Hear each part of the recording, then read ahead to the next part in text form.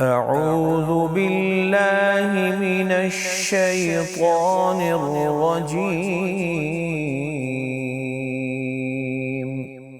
بسم الله الرحمن الرحيم. يا أيها المزمل قم الليل إلا قليلا نصفه أو انقص منه قليلا أو زد عليه ورتل القرآن ترتيلا إنا سنلقي عليك قولا ثقيلا إن ناشئة الليل هي أشد وطئا وأقوم قيلا إن لك في النهار سبحا طويلا واذكر اسم ربك وتبتل إليه تبتيلا رب المشرق والمغرب لا إله إلا هو فاتخذه وكيلا واصبر على ما يقولون واهجرهم هجرا جميلا وذرني والمكذبين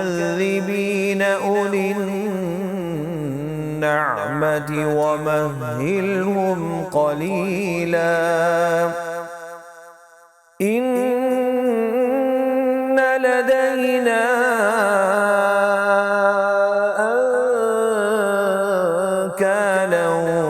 وجحيما وطعاما ذا غصة وعذابا أليما يوم ترجف الأرض والجبال وكانت الجبال كثيبا مهيلا إنا أرسلنا إليكم رسولا شاهدا عليكم كما أرسلنا إلى فرعون رسولا فعصى فرعون الرسول فأخذناه أخذا وبيلا فكيف تتقون إن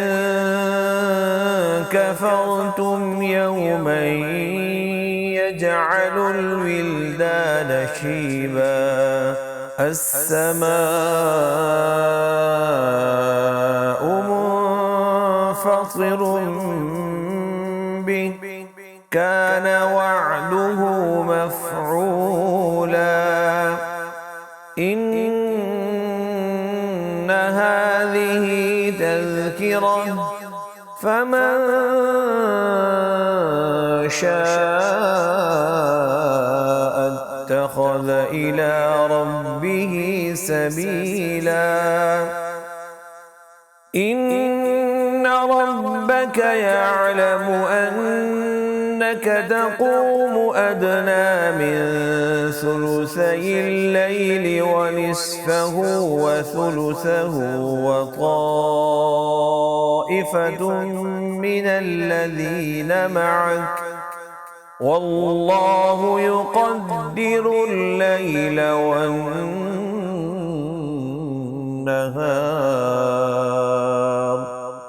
علم أن لن تحصوه فتاب عليكم فاقرؤوا ما تيسر من القرآن.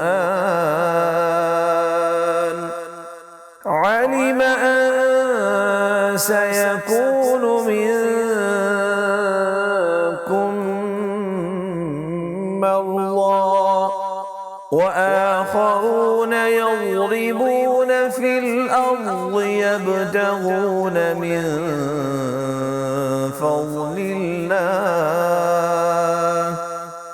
وآخرون يقاتلون في سبيل الله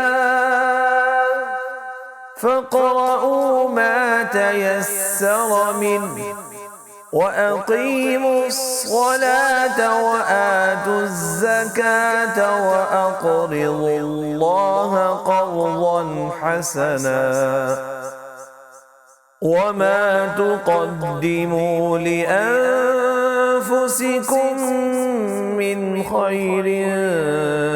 تجدوه عند الله هو خيرا وأعظم أجرا واستغفروا الله إن الله